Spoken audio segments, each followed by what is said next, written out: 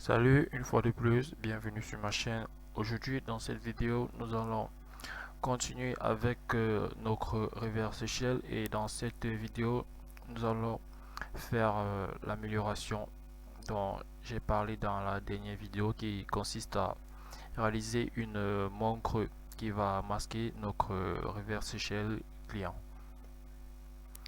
Alors pour commencer, il y a cette librairie que l'on va importer. Déjà, celle-ci. Maintenant, on va sauter notre reverse pour aller vers vers la création de la montre. Alors, pour créer cette montre, déjà, c'est une montre digitale ou numérique.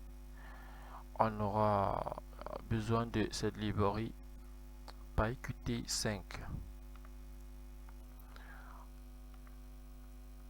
Donc, pour avoir cette librairie, vous tapez la commande pip install PyQt5 et c'est tout.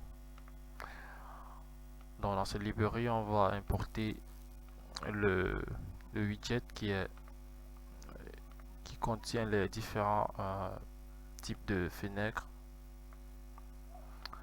Ensuite, on va importer Qt-Core qui va nous permettre d'interagir avec l'heure de notre PC.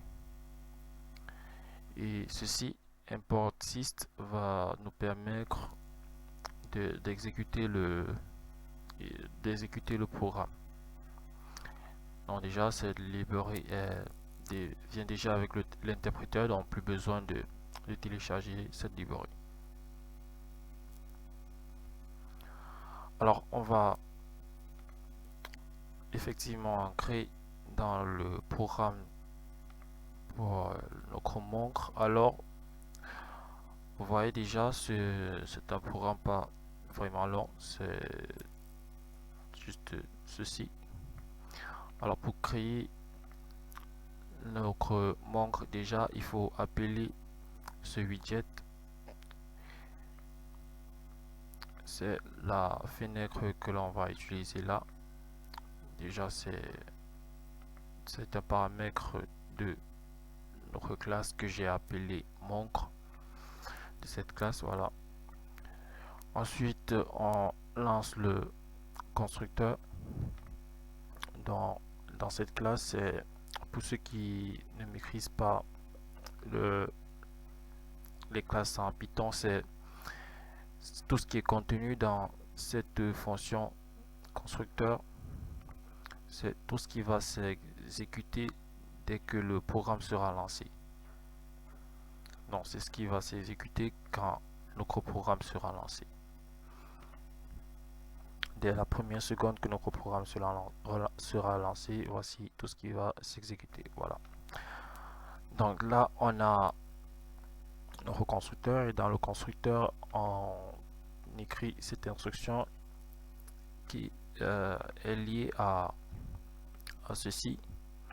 Donc c'est une façon de dire qu'on affiche le widget, la fenêtre en écrivant cette instruction. Là, dans cette variable, je mets le tir que je vais donner à ma fenêtre. Là, c'est la largeur de la fenêtre. Et là, c'est la hauteur de la fenêtre. Ici, j'applique effectivement le nom de la fenêtre avec cette instruction, cette Windows title, et là le tir que je donne à la fenêtre est contenu là dans mon creux numérique. Ici, j'applique la géométrie, donc la position et la dimension de ma fenêtre. Là, c'est la position 0, 0, ce qui signifie que ma montre sera à l'angle de ma fenêtre. Là c'est la largeur, là c'est la hauteur. Maintenant, avec cette instruction là, c'est déjà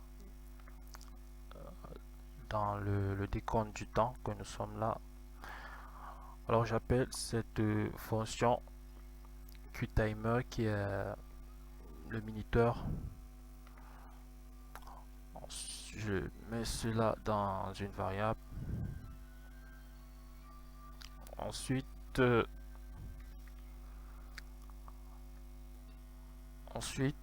maintenant je connecte mon minuteur à cette fonction. Dans ce minuteur n'est pas lié au temps de mon PC, donc c'est juste comme un chrono, un minuteur que vous lancez dans votre téléphone. Il n'a aucun lien avec l'heure ou la minute de votre téléphone. Alors je connecte mon minuteur, la sortie de mon minuteur à cette fonction, et là je lance mon minuteur après 1000 nanosecondes. Donc ça veut dire que quand je vais lancer mon programme, il y aura une petite pause de rien du tout de 1000 nanosecondes avant que mon programme ne s'exécute. Alors dans ma fonction affiche temps, là j'appelle maintenant, j'interagis maintenant avec le temps de mon PC, avec l'heure et la date de mon PC, l'heure et la minute de mon PC. Donc en faisant QTime.currentTime, j'accède au temps courant de mon PC. Alors j'envoie ce temps dans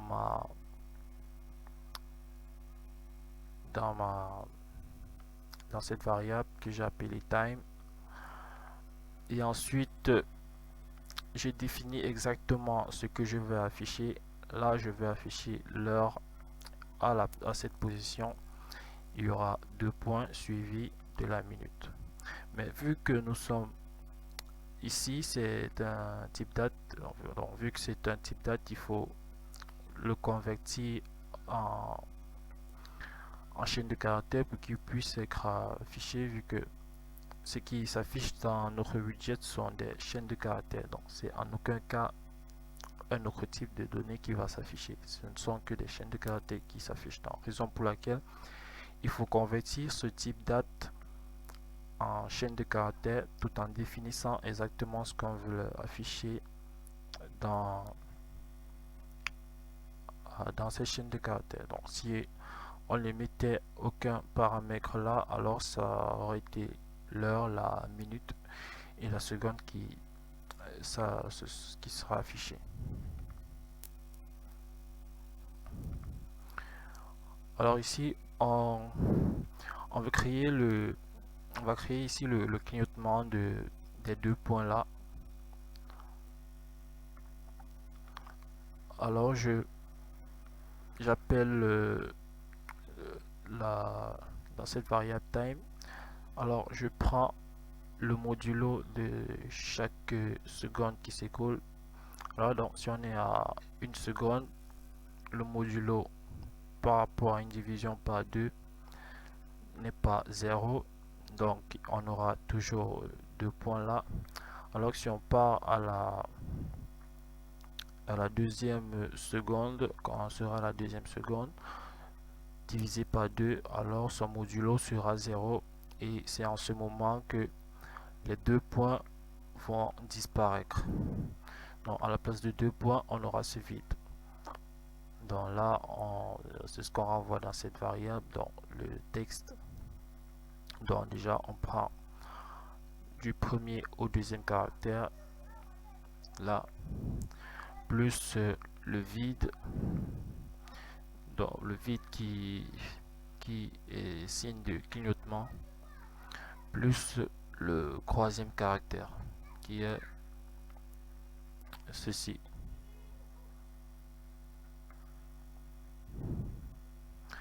Du troisième jusqu'au dernier caractère, voilà. Donc maintenant, ensuite, on va... Donc pour ce qui est d'ici, déjà, avec cette condition, on a un clignotement de 2 points là, chaque 2 secondes. Donc chaque 2 secondes, on a un clignotement. Alors là, j'affiche le texte. Donc là, c'est pour afficher l'heure et la date dans le minuteur qui se trouve là.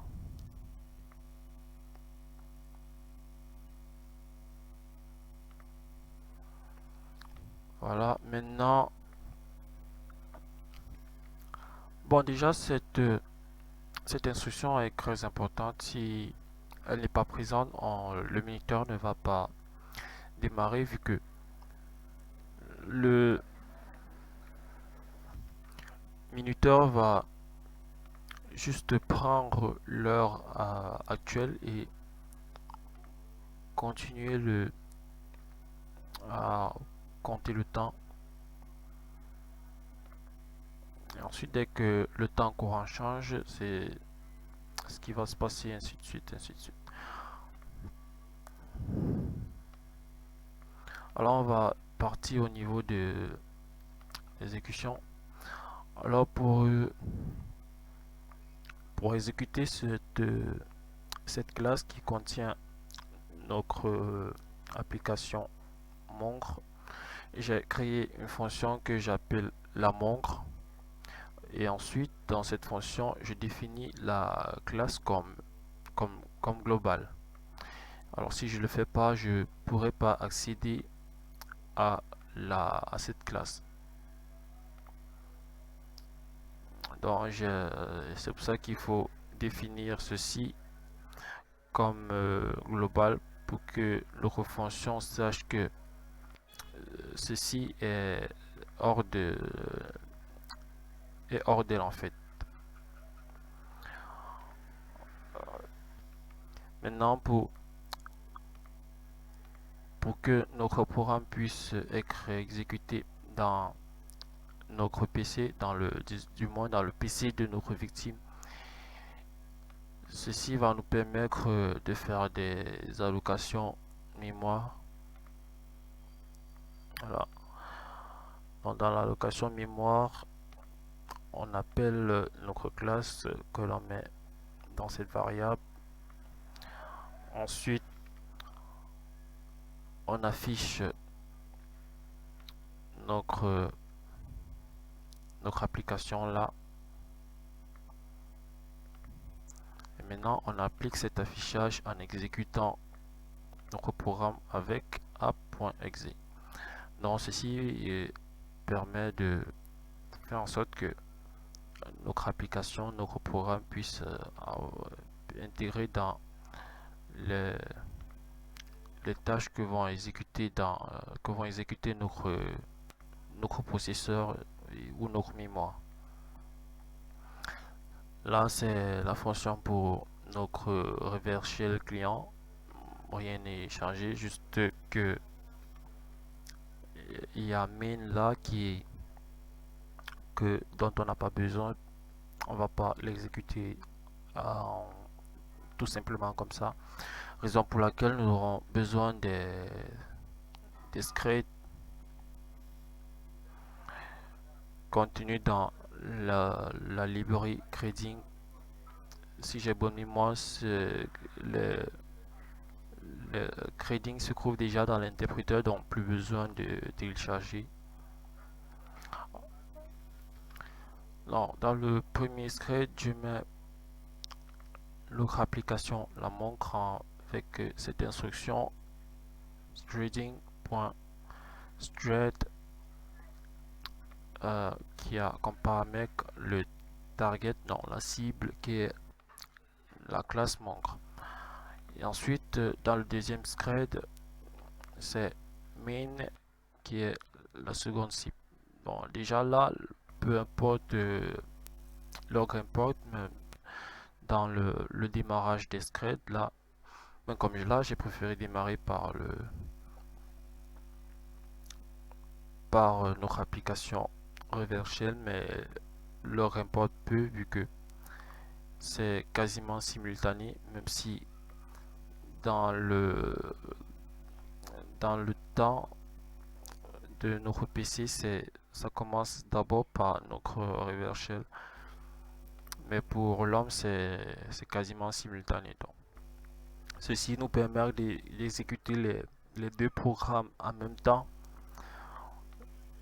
parce que si on n'utilise pas les scripts et qu'on exécute avec main et la montre comme ceci,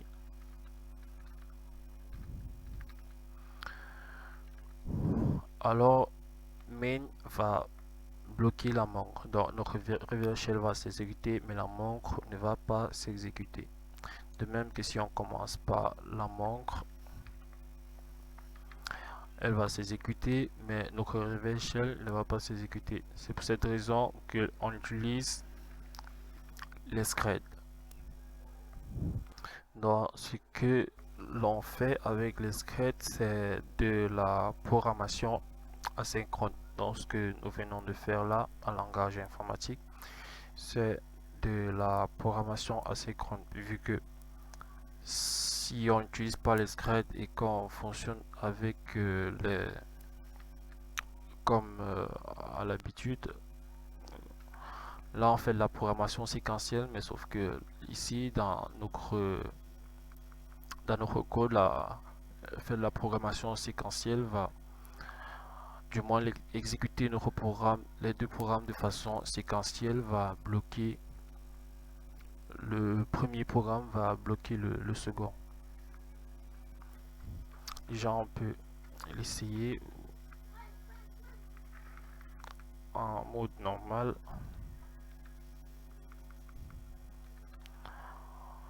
Déjà pour vérifier si notre reverse shell s'exécute, je fais un print de ceci. Voici, ceci ne s'affiche pas. Cela signifie donc que on n'est pas ancré dans cette fonction, on n'est pas ancré dans notre reverse shell client. Et donc, je vais commencer par exécuter la montre et ensuite min. Alors min ne va pas s'exécuter. On va exécuter.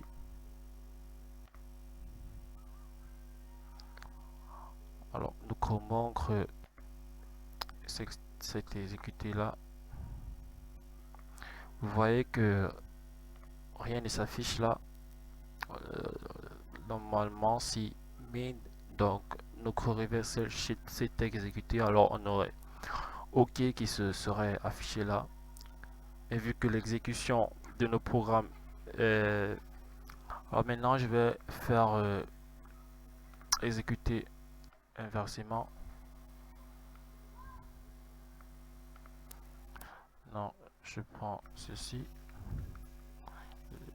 lance là, voilà.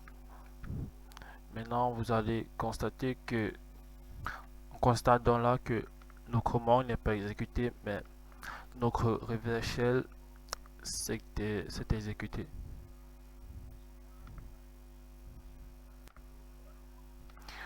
Donc là, vous pouvez déjà voir les bienfaits des scripts. Ils permettent d'exécuter deux programmes,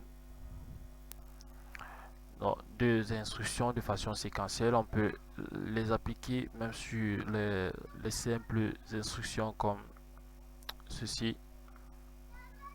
Ils ont trop de l'effet. Sauf que quand on crée le thread là, on doit les lancer là.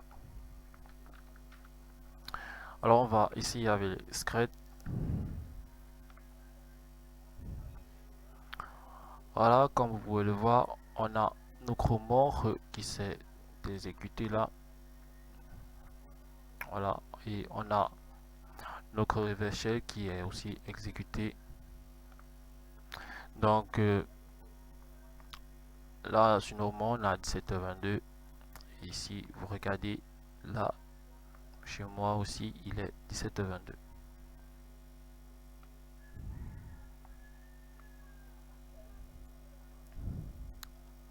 Alors, c'est tout pour cette vidéo. J'espère que vous l'avez apprécié. J'ai pas été peut-être très clair sur l'explication du programme La Montre, mais en regardant plusieurs fois cette vidéo et en cherchant aussi des documentations un peu plus appuyées, vous comprendrez mieux. Vu que le but de cette vidéo est toujours inscrit dans la continuité de notre shell, donc le programme sur la montre, sur notre montre digitale, est juste là pour créer quelque chose qui va permettre à notre victime de d'avoir une raison de toujours cliquer sur notre programme pour avoir la déco.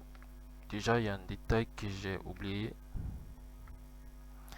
Déjà, on peut mettre tenter d'agrandir le programme comme ceci. Vous voyez là, c'est lieu de créer une image de veille, on appuie tous ici. C'est, je trouve ça très beau à voir.